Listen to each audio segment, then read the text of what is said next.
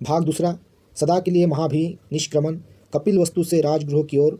कपिलवस्तु छोड़ने पर सिद्धार्थ गौतम ने मगध राज्य की राजधानी राजगृह जाने का विचार किया।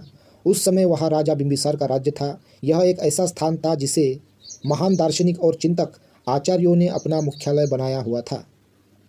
इस विचार से उसने गंगा नदी पार करने में तेज धारा की भी परवाह नहीं की। रास्ते में वह एक ब्राह्मण स्त्री सखी के आश्रम पर रुका। इसके बाद पद्मा नाम की एक दूसरी ब्राह्मण स्त्री के आश्रम पर और फिर रेवत नाम के ब्राह्मण ऋषि के आश्रम पर रुका। सभी ने उनका आतिथ्य किया। अन्य सभी व्यक्तियों को मात देता हुआ उसका व्यक्तित्व, उसकी तेजस्विता और उसके अनुपम सौंदर्य को देखकर उस क्षेत्र के सभी लोगों को आश्चर्य हो रहा था कि उसने सन्यासी के वस्त्र क्यों धारण किए हुए थे। उसे देखकर अन्यत्र जाता हुआ व्यक्ति वही खड़ा रह गया। जो वहाँ खड़ा था वह उसके पीछे पीछे हो लिया। जो धीरे धीरे और गंभीरता से चल रहा था वह तेजी से दौड़ने लगा और जो बैठा हुआ था वह तुरंत उठकर खड़ा हो गया। कुछ लोगों ने हाथ जोड़कर उसका सत्कार किया, कुछ ने सिर झुकाकर पूजा करते हुए उन्हें नमस्कार किया, कुछ ने उन्हें प्रिय वचनों से संबोधित किया। कोई एक भी ऐसा नहीं था जिसने उसके प्रति अपना आदर भाव न दिखाया हो। जो रंग बिरंगे कपड़े पहने थे वे उससे देखकर लज्जित हो गए। जो व्यर्थ की बातों में उलझे थे चुप हो गए। कोई भी ऐसा नहीं था जिसके मन में अशोभनीय विचार आए हो। उसकी भौहें, उसका माथा, उसका मुख, उसका शरीर, उसके हाथ, उसके पाँव, उसकी चाल, उसके शरीर का कोई भी अंग जिस किसी ने भी देखा उसकी दृष्टि उसी की ओर आकर्षित हो गई। बहुत लंबी और कठिन यात्रा तय करने के बाद गौतम राजगृह पहुँचे, जो 5 पहाड़ियों से घिरा हुआ था, जो कि पर्वतों से सम्यक रूप से सुरक्षित और अलंकृत था और जहाँ चारों ओर अनेक मंगलकारी एवं पवित्र स्थान थे। राजगृह पहुंचकर उन्होंने वहाँ पांडव पर्वत के नीचे एक स्थान चुना और वहाँ अपने ठहरने के लिए पेड़ों के पत्तों की एक छोटी सी कुटिया बना ली। कपिलवस्तु से राजगृह की पैदल दूरी लगभग 400 मील है। सिद्धार्थ गौतम ने यह लंबी यात्रा पैदल ही पूरी की थी। राजा बिंबिसार और उसका परामर्श। दूसरे दिन वे उठे और भिक्षा पात्र हाथ में लिए हुए भिक्षाटन के लिए नगर की ओर चल पड़े। उनके चारों ओर बहुत बड़ी भीड़ इकट्ठी हो गई। मगधराज श्रेणीय सेनीय बिंबिसार ने अपने महल के बाहर लोगों का जमघट देखा तो इसका कारण पूछा। एक दरबारी ने उसे इसका कारण इस प्रकार बताया, जिसके बारे में ब्राह्मणों ने भविष्यवाणी की थी कि या तो वह बुद्धत्व प्राप्त करेगा अथवा चक्रवर्ती राजा होगा। यह वही शक्यपुत्र है जो अब परिव्राजक हो गए हैं। उन्हीं को लोग नज़र गड़ाए देख रहे हैं। राजा ने यह सुना तो मन ही मन इसका अर्थ समझते हुए तुरंत दरबारी को कहा, जाओ पता लगाओ कि वह किधर जा रहे हैं। दरबारी की आज्ञा पाकर वह राजकुमार के पीछे पीछे चल दिया। मात्र 2 गज की ही दूरी देखते हुए स्थिर दृष्टि, शांत स्वर, नपे तुले कदम वाला वह श्रेष्ठ परिव्राजक भिक्षाटन के लिए चला जा रहा था। उनकी इंद्रियां तथा चित्त पूर्ण रूप से संयत थे। जैसे भी भिक्षा मिली उसे ग्रहण कर वह पर्वत के एक एकांत कोने में जा बैठे और भोजन करने के बाद पांडव पहाड़ी पर चढ़ गए। लोध्र वृक्षों से भरे उन घने जंगल में जहाँ मयूरों का स्वर गूंज रहा था, मानवता का वह सूर्य काषाय वस्त्र पहने हुए ऐसे चमक रहा था जैसे पूर्वी पर्वतों पर प्रांतकालीन सूर्य चमकता है। उस राज दरबारी ने इस प्रकार उसे वहाँ देखकर राजा के पास जाकर सारा वृत्तांत कह सुनाया। राजा ने जब यह सब सुना तो वह अगाध श्रद्धाभाव से अपने साथ कुछ थोड़े से परिजनों को लेकर उसी ओर चल दिए। पर्वत के समान व्यक्तित्व वाला वह राजा पर्वत पर चढ़ा। वहाँ उसने दैदीप्यमान गौतम को पर्यकासन लगाए शांति चित्त बैठे देखा। ऐसा प्रतीत हो रहा था मानो वह पर्वत चलायमान था और वह स्वयं उसका शिखर था। सौंदर्य रचना तथा पूर्णतः शांति में अद्वितीय उस परिव्राजक के पास आश्चर्य ये स्नेह से भरा वह राजा पहुँचा। उसके समीप पहुँचकर बिंबिसार ने विनम्रतापूर्वक उनका कुशल क्षेम पूछा और गौतम ने भी वैसे ही शालीनता के साथ अपने मानसिक स्वास्थ्य और रोग मुक्त होने के बारे में राजा को आश्वस्त किया। तब राजा एक चट्टान की साफ सतह पर बैठ गए और इस प्रकार बैठे हुए अपना मनोभाव व्यक्त करने के लिए वह यूँ बोले, तुम्हारे कुल से मेरी प्रगाढ़ मैत्री है, जो वंशानुक्रम से चली आ रही और सही सिद्ध हुई है। इसीलिए मेरे पुत्र तुमसे कुछ कहने की इच्छा उत्पन्न हुई। अंत मेरे स्नेहपूर्ण शब्दों को सुनो। जब मैं तुम्हारे आदित्य कुल, तुम्हारे यौवन और तुम्हारे उत्कृष्ट सौंदर्य पर विचार करता हूँ तो मुझे आश्चर्य होता है कि तुम्हारे मन में राजसी ठाट बाट के स्थान पर सन्यासी का जीवन व्यतीत करने का यह सर्वथा बेमेल संकल्प कहाँ से आ गया। तुम्हारे अंग लाल चंदन से सुगंधित होने के योग्य है, खुरदरे रक्तांबर वस्त्र के साथ संपर्क के लिए नहीं है। तुम्हारे ये हाथ प्रजा रक्षण के योग्य है, ये दूसरों द्वारा दिए गए भोजन को ग्रहण करने के लिए नहीं है। इसलिए मैं भद्र तरुण, यदि तुम अपना पैतृक राज्य नहीं चाहते तो उदारता दिखलाते हुए मेरा आधा राज्य तुरंत स्वीकार कर लो। यदि तुम ऐसा करोगे तो इससे तुम्हारे स्वजनों को किसी प्रकार का दुख नहीं होगा। समय बीतने पर अंत में साम्राज्य शक्ति शांत चित्त की ही शरण ग्रहण करती है। इसलिए प्रसन्नतापूर्वक मेरे प्रति सहृदयता दिखाओ। सत्पुरुषों की सहायता से सत्पुरुषों की समृद्धि बहुत शक्ति संपन्न हो जाती है। यदि अपने कुलाभिमान के कारण मेरा कहना अमान्य हो तो अनंत सेनाओं पर धनुष्य बाण के साथ झपट पड़ो और अपना मित्र समझकर मेरी सहायता से अपने वैरियों पर विजय प्राप्त करो। इसलिए इन विकल्पों में से किसी एक को चुन लो। धार्मिक पुण्य, धन दौलत तथा सुख के नियमानुसार कार्य करो। प्रेम तथा आराम का विपरीत क्रम में पालन करो। धर्म, अर्थ, काम ही जीवन के 3 उद्देश्य है। जब आदमी मरता है तो जहाँ तक इस संसार का संबंध है सभी कुछ निरोध को प्राप्त हो जाता है। इसलिए जीवन के इन तीनों उद्देश्यों का पालन करो और अपने व्यक्तित्व को इसका फल प्राप्त कराओ।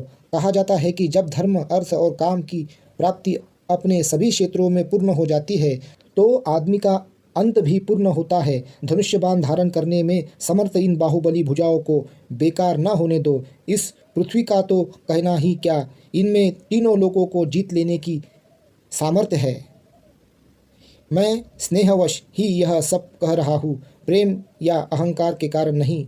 और तुम्हारा यह तपस्वी भेष देखकर मैं करुणा से भरकर आंसू बहा रहा हूँ। है जीवन की तपस्वी अवस्था के इच्छुक, अभी काम भोगों का आनंद लो।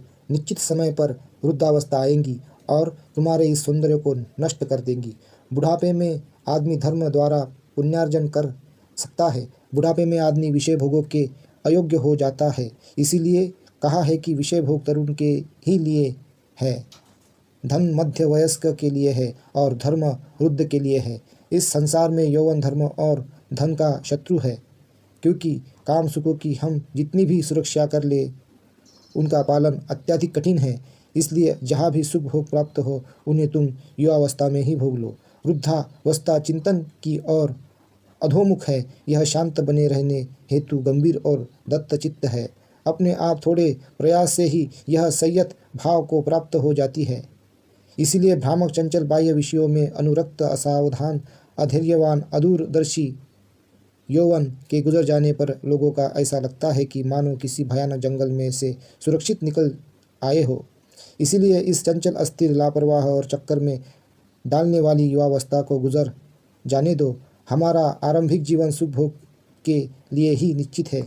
इस समय इसे इंद्रियों की अनुभूति से दूर नहीं रखा जा सकता। अथवा यदि धर्म ही उद्देश्य है तो यज्ञ बलि दो, क्योंकि आदिकाल से यज्ञ में बलि देकर उच्चतम स्वर्ग तक पहुँचना तुम्हारे कुल की प्रथा ही है। बाहुओं पर स्वर्ण कंगन बांधे हुए और नाना वर्ण के आभापूर्ण रत्न जड़ित मुकुट धारण किए हुए राजर्षि गण भी यज्ञों द्वारा उसी लक्ष्य को प्राप्त कर सकते हैं जिसे अनेक महान महर्षियों ने तपस्या द्वारा प्राप्त किया है। बिंबिसार को गौतम का उत्तर। मगध के राजा ने स्पष्टता और दृढ़ता के साथ इंद्र के समान ऐसा कहा, किंतु यह सुनकर भी कुमार अपने निश्चय से विचलित नहीं हुए। वह पर्वत के समान अचल ही थे। मगधराज द्वारा इस प्रकार संबोधित किए जाने पर गौतम ने स्वयं स्थिर और मुख पर मैत्री भाव लिए हुए दृढ़ शब्दों में यह उत्तर दिया, आपने जो भी कहा है वह आपके लिए विचित्र बात नहीं है। राजन, आपका जन्म उस महान कुल में हुआ है जिसका राज चिन्ह सिंह है। आप मित्रों से प्रेम करते हैं। आपके लिए यह स्वाभाविक ही है कि जो आपके मित्र जैसा हो उससे आप इसी प्रकार कहें। दुश्शीलों की कुलागत मैत्री नष्ट होकर धूमिल हो जाती है। सुशील ही है जो नए मैत्रीपूर्ण व्यवहार से अपने पुरखों की पुरानी परंपरागत मैत्री में वृद्धि करते हैं। किंतु जो प्रतिकूल परिस्थिति में भी अपने मित्रों के साथ समान व्यवहार करते हैं, मैं उन्हें हृदय से आदर देते हुए सच्चा मित्र समझता हूँ। वैभव और समृद्धि की अवस्था में कौन मित्र नहीं बना रहता। इसीलिए संसार में संपत्ति प्राप्त होने पर जो अपने मित्रों के लिए तथा धर्म के निमित्त उसका उपयोग करते हैं, उन्हीं की संपत्ति सार्थक है। और जब इसका विनाश भी हो जाए तो अंत में इससे किसी भी प्रकार की पीड़ा नहीं होती है। राजन, आपका मेरे लिए परामर्श आपकी उदारता और मैत्री से ही प्रेरित है। मैं भी शिष्टाचार तथा मैत्रीपूर्ण ढंग से ही आपके साथ वार्ता करूँगा। मेरे उत्तर में अन्य और कुछ भी नहीं होगा। मुझे न तो सांपों से उतना भय लगता है, न आकाश से गिरने वाली बिजली से, और न वायु के झोंके से उठने वाली आग की लपटों से ही इतना भय लगता है जितना भय इन सांसारिक विषयों से लगता है।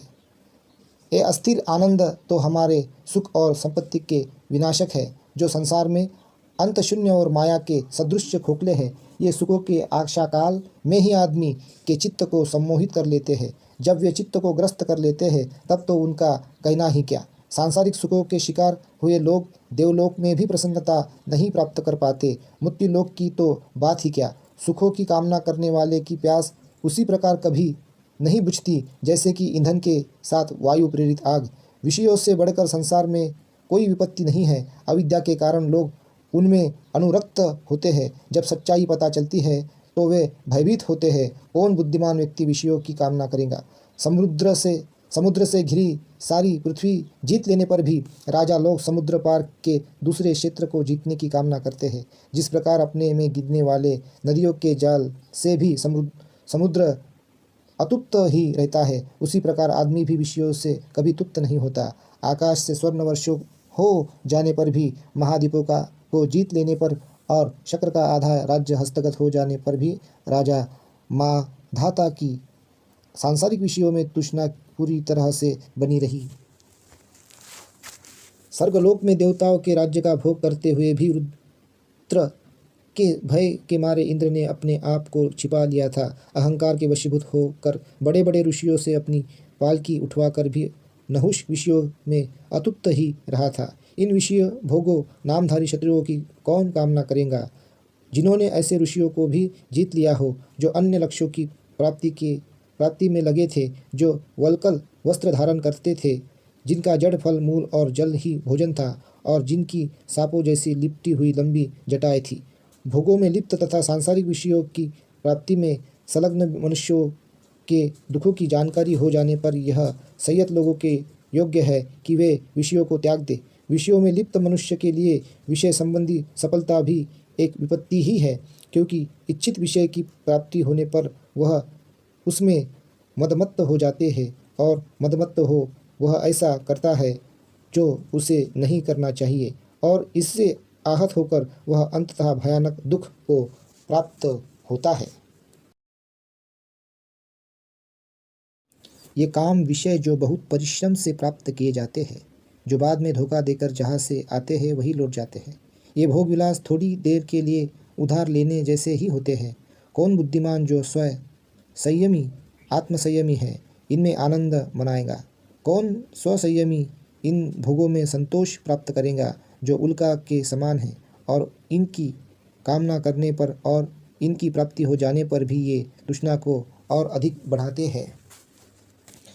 कौन स्वसंयत आदमी इन विषयों में संतोष पा सकता है, जो फेंके हुए मांस के समान है और जो राजाओं तक के लिए दुख का कारण होते हैं। कौन स्वसंयत आदमी इन विषयों में संतोष प्राप्त कर सकता है, जो काम विषय इंद्रियों की ही तरह नाशवान है और जो लिप्त होने वालों के लिए विपत्ति ही लाते हैं। स्वसंयमी आदमी जिनका चित्त इन काम विषयों से दसा जाता है, वे विनाश को प्राप्त होते हैं और उन्हें आनंद कभी नहीं मिलता। कौन स्वसंयमी आदमी इन विषयों में संतुष्ट होगा, जो क्रुद्ध और निर्दयी सर्प के समान है। इन काम विषयों को भोगने से भी वैसे ही तृप्ति नहीं होती जैसे भूख से मर रहा एक कुत्ता हड्डी को चाट रहा हो। कौन स्वसंयमी आदमी इन भोगों से संतुष्ट होगा, जो सुखी हड्डियों के पंजर के समान है, जिसकी बुद्धि पर भोगों के कारण पर्दा पड़ गया हो, जो आभागा तृष्णा एवं आशा का दास हो वह इन भोगों के कारण संसार में जीते हुए भी मृत्यु की पीड़ा पाता है।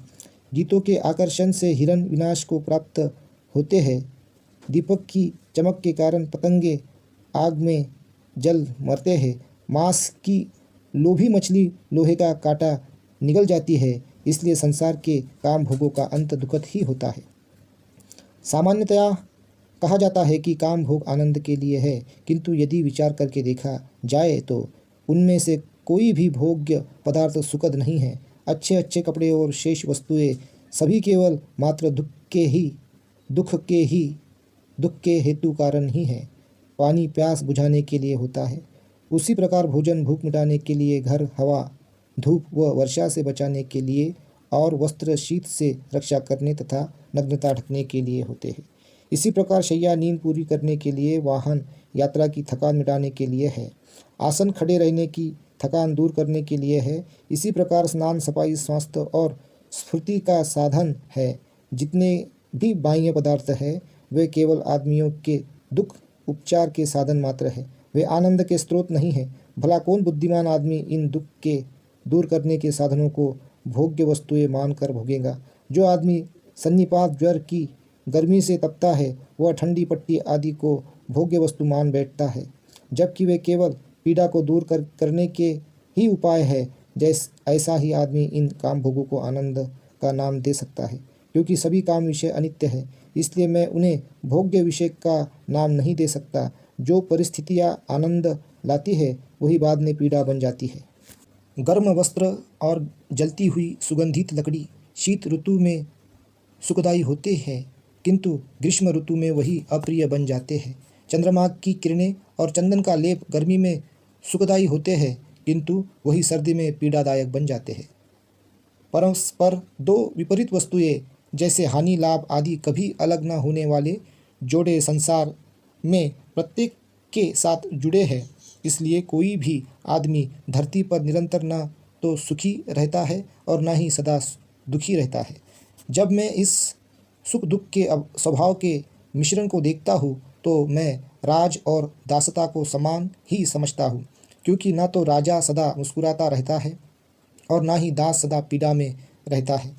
क्योंकि राजा होने पर सिर पर अनेक प्रकार की जिम्मेदारियाँ होती है, इसलिए राजा की व्यथा भी अधिक होती है। राजा तो कपड़े टांगने की खूंटी के समान होता है, वह संसार में दूसरों के लिए ही कष्ट सहन करता है। जो राजा अपने राज्य पर अत्यधिक भरोसा करता है वह अभागा है, क्योंकि वह राज्य उसे एक ना एक दिन त्याग देने वाला और धोखा देने वाला है। दूसरी ओर यदि राजा उस पर भरोसा नहीं करता तब ऐसे भीरू राजा को क्या खुशी हो सकती है। और क्योंकि सारी पृथ्वी का राज्य जीत लेने पर भी राजा एक ही नगर में और उसमें भी केवल एक ही घर में रह सकता है, तो क्या राज्य केवल दूसरों के लिए किया गया श्रम मात्र नहीं है। और राज्य में भी राजा को केवल एक जोड़ा कपड़ा और भूख मिटाने के लिए अपेक्षित भोजन की आवश्यकता होती है। इसी प्रकार एक शैया और एक आसन ही सब कुछ है जिसकी आवश्यकता होती है। शेष विशिष्टताएं केवल मिथ्याभिमान के लिए ही है। और यदि संतोष के लिए इन सब वस्तुओं की आवश्यकता है तो मैं बिना राज के ही संतुष्ट हूँ। एक बार यदि आदमी इस संसार में संतुष्ट हो जाए तो क्या सभी विशिष्टताएं अनावश्यक नहीं है। जिसने आनंद की और ले जाने वाला मंगलकारी पथ पा लिया है वह सांसारिक भोगों के धोखे में नहीं आ सकता। आपकी इस उदार मित्रता को देखकर मैं पूछता हूँ कि आप पुनः बताएं कि क्या इन भोगों में कोई सार है। मैंने रोष में आकर गृह त्याग नहीं किया है और ना ही इसलिए कि शत्रु के बाण ने मेरे मुकुट को गिरा दिया है और ना मेरी कोई महत्वाकांक्षा ही है। इसलिए मैं आपके प्रस्ताव को अस्वीकार करता हूँ। जो कोई किसी क्रुद्ध विषैले सर्प अथवा तेज जलती हुई अग्नि की लपटों से एक बार बचने के बाद फिर उसी में पड़ने की इच्छा करता है, उसी प्रकार एक बार काम विषयों को त्यागने के पश्चात उनको फिर से भोगने की कौन इच्छा करेगा। जो भली प्रकार देखता हुआ भी किसी अंधे से ईर्ष्या करे, जो मुक्त होता हुआ भी किसी बंधे हुए से ईर्ष्या करे, जो धनी होकर भी किसी दरिद्र से ईर्ष्या करे, जो स्वस्थचित्त होकर भी किसी पागल से ईर्ष्या करे, मैं कहता हूँ कि ऐसा व्यक्ति ही किसी विषयासक्त से ईर्ष्या करेगा। है मेरे अच्छे मित्र, जो भिक्षाजीवी है वह दया का पात्र नहीं है। जिसे इस लोक में परम सुख प्राप्त है, परम शांति प्राप्त है, उसके आगे के लिए भी सब दुख समाप्त हो चुके हैं। किंतु दया तो उस पर आनी चाहिए जो बहुत धनराशि के होते हुए भी तृष्णा के वशीभूत है, जिसे इस लोक में सुख शांति प्राप्त नहीं है और जिसे इसके बाद भी दुख अनुभव करना है।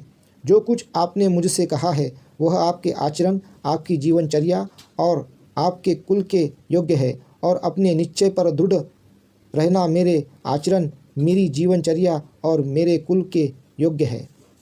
गौतम का उत्तर समाप्त। मैं संसार के कलहों से आहत हुआ हूँ।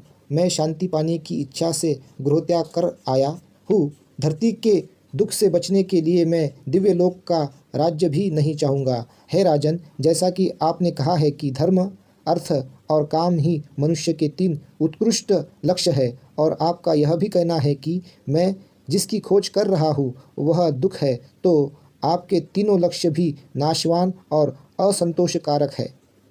और जो आपका यह कहना है कि वृद्धावस्था आने तक प्रतीक्षा करो क्योंकि तरुणाई अनित्य है, तो आपका यह कथन ही सुनिश्चित नहीं है, क्योंकि तरुणाई भी स्थिर हो सकती है और वृद्धावस्था अनिश्चित। लेकिन जब मृत्यु बिना आयु को देखे किसी को भी अपने वश में कर सकती है, तो कोई भी शांति का इच्छुक बुद्धिमान किस प्रकार वृद्धावस्था की प्रतीक्षा कर सकता है, जबकि वह यह जानता ही नहीं कि मृत्यु किस घड़ी आ दबोचेंगी। जब मृत्यु वृद्धावस्था रूपी शस्त्र हाथ में लिए एक शिकारी की तरह तैयार खड़ी है और रोग रूपी बाण प्राणियों पर प्रहार कर रहे हैं, जो मृत्यु रूपी जंगल में हिरणों की तरह भागे जा रहे हैं, तब कौन दीर्घायु होने की कामना कर सकता है? तरुण पुत्र या वृद्ध या बालक, हर किसी के लिए यही योग्य है कि वह तत्परता से उस धार्मिक व्यक्ति के पथ को चुन ले जिसका चित्त करुणा से भरा है। और आपका जो यह कहना है कि मैं धर्म के लिए यज्ञ करने में अप्रमादी बनूं क्योंकि वे मेरे कुल के अनुकूल है और यशस्कर फलदायी है, तो मैं ऐसे यज्ञों के फल को नहीं चाहता जो दूसरों को पीड़ा पहुंचाने के लिए किए जाते हैं। किसी भावी फल के लिए एक निरीह प्राणी की हत्या करना किसी भी दयावान सुहृदय मनुष्य के योग्य नहीं है, चाहे फिर उस यज्ञ का फल अनंत ही क्यों न हो। और यदि सच्चा धर्म सदाचरण, स्वसंयम, नैतिक आचरण और कामनाओं का अभाव आदि नियमों पर आधारित नहीं है, तो भी यज्ञ के नियम को मानना ठीक नहीं, जिसमें उत्कृष्ट फल केवल पशुओं की हत्या द्वारा ही प्राप्त किया जा सकता है। दूसरों को दुख देकर इस संसार में आदमी को भले ही सुख प्राप्त हो, तो भी वह एक कारुणिक बुद्धिमान पुरुष के लिए निंदनीय है, चाहे दूसरे जीवन में वह हमारी कल्पना से कितना भी अधिक क्यों न हो। मैं भावी जीवन के फल के प्रलोभन में ऐसे कर्म को नहीं कर सकता। हे राजन, मेरा मन भावी जीवन के सुख के लिए प्रसन्न नहीं होता, क्योंकि ऐसे कर्मों की दशा बादलों से गिरी वर्षा से प्रताड़ित पौधों की तरह अनिश्चित और डावाडोल है। राजा ने हाथ जोड़कर उत्तर दिया, तुम अपने उद्देश्य को बिना बाधा प्राप्त करने में सफल हो। जब तुम्हें वह सब प्राप्त हो जाए जिसकी खोज में तुम हो, तो तुम मुझ पर कृपा करते हुए यहाँ अवश्य पधारना। गौतम को फिर अपने राज्य में आने के लिए वचनबद्ध कर अपने दरबारियों सहित राजा लौटकर अपने महल को चला गया। शांति का समाचार। जब गौतम राजगृह में ठहरे हुए थे, तब वहाँ दूसरे 5 परिव्राजक आए और उन्होंने भी गौतम द्वारा अपने ठहरने के लिए बनाई गई कुटी के पास ही एक कुटी बना ली। उन 5 परिव्राजकों के नाम थे कौंडिन्य, अस्सजी, अश्वजित, वप्प, महानाम तथा भद्दिय। वे भी गौतम के व्यक्तित्व से प्रभावित हुए थे और अचरज में थे कि किस कारण से उसने प्रवज्ञा ले ली थी। उन्होंने भी राजा बिंबिसार की भांति ही इस विषय में उससे प्रश्न पूछे। जब उन्होंने उनके सामने वह सारी परिस्थिति स्पष्ट की जिसके कारण वह प्रवज्जित हुए थे, तो उन्होंने कहा, हाँ, हमने यह सुना है, लेकिन क्या तुम जानते हो कि तुम्हारे चले आने के बाद वहाँ क्या हुआ है? उन्होंने पूछा। सिद्धार्थ ने उत्तर दिया, नहीं। तब उन्होंने उन्हें बताया कि कपिलवस्तु से उसके चले आने के बाद कोलिय से युद्ध ठानने के विरोध में शाक्यों में बहुत बड़ा आंदोलन छिड़ गया। आदमी, औरतों, लड़के लड़कियों ने प्रदर्शन किए और जुलूस निकाले। उनके हाथ में झंडे थे जिन पर लिखा था, कोलिय हमारे भाई है, एक भाई का दूसरे भाई के विरुद्ध युद्ध करना अनुचित है, सिद्धार्थ गौतम के देश निकाले आदि पर विचार करो। आंदोलन का यह परिणाम हुआ कि शाक्य संघ को एक सभा बुलाकर अपने निर्णय पर फिर से विचार करना पड़ा। उस समय बहुमत कोलियों से समझौता कर लेने के पक्ष में हो गया। शाक्य संघ ने 5 शाक्यों को अपना दूत चुनने का निर्णय लिया और उन्हें यह काम सौंपा कि वे कोलियों के साथ संधि वार्ता करें। जब कोलियों को इसका पता चला तो वे बहुत प्रसन्न हुए। उन्होंने भी अपने 5 कोलियों को चुना ताकि वे शाक्यों के दूतों के साथ संधि वार्ता चलाएं। दोनों ओर के दूत आपस में मिले और तय किया कि मध्यस्थता के लिए एक स्थायी परिषद की नियुक्ति की जाए, जिसे अधिकार हो कि रोहिणी के जल के बंटवारे से संबंधित हर विवाद पर निर्णय ले और परिषद का निर्णय दोनों पक्षों को मान्य हो।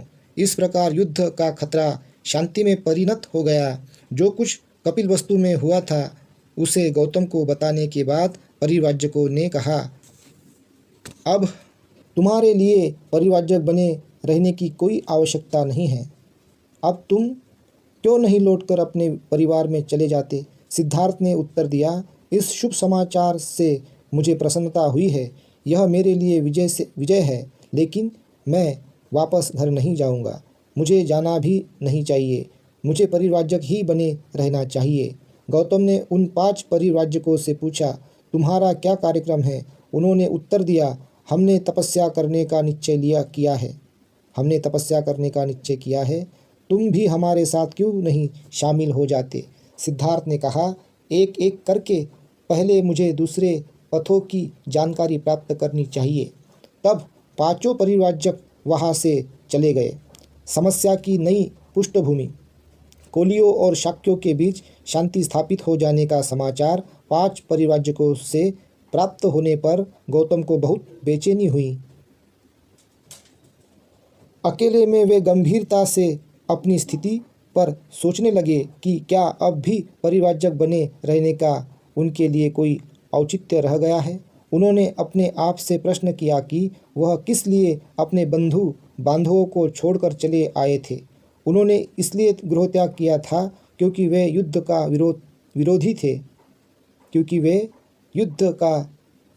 विरोधी थे। अब जबकि युद्ध समाप्त हो गया है, तब भी क्या मेरे लिए कोई समस्या शेष रह गई है? क्या युद्ध की समाप्ति के साथ मेरी समस्या भी समाप्त हो गई है? 5 परिव्राजकों ने बताया कि आपके आने के पश्चात कपिलवस्तु में पानी का झगड़ा समाप्त हो। गहराई से चिंतन करने पर उसने सोचा कि नहीं, युद्ध की समस्या अनिवार्य तौर पर झगड़े की समस्या है। यह एक बड़ी समस्या का एक अंग मात्र है।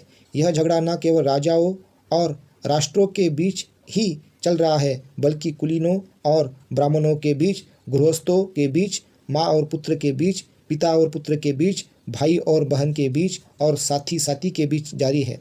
राष्ट्रों के बीच संघर्ष तो कभी कभी होता है, लेकिन वर्गों के बीच तो यह संघर्ष लगातार चलता ही रहता है। संसार में सभी दुखों और कष्टों का मूल कारण यही है। यह सत्य है कि युद्ध के कारण ही मैंने गृहत्याग किया था। यद्यपि शाक्यों और कोलियों के बीच युद्ध समाप्त हो गया है, तो भी मैं घर नहीं लौट सकता। मैं देख रहा हूँ कि मेरी समस्या ने अब व्यापक रूप धारण कर लिया है। मुझे सामाजिक संघर्ष की इस समस्या का हल खोजना है। पुराने स्थापित परंपरागत दर्शन इस सामाजिक संघर्ष की समस्या का हल कहाँ तक बताते हैं क्या वे इन सामाजिक दर्शनों में से किसी एक को स्वीकार कर सकते हैं? वे हर परंपरा का स्वयं परीक्षण करने के लिए दृढ़ संकल्प थे।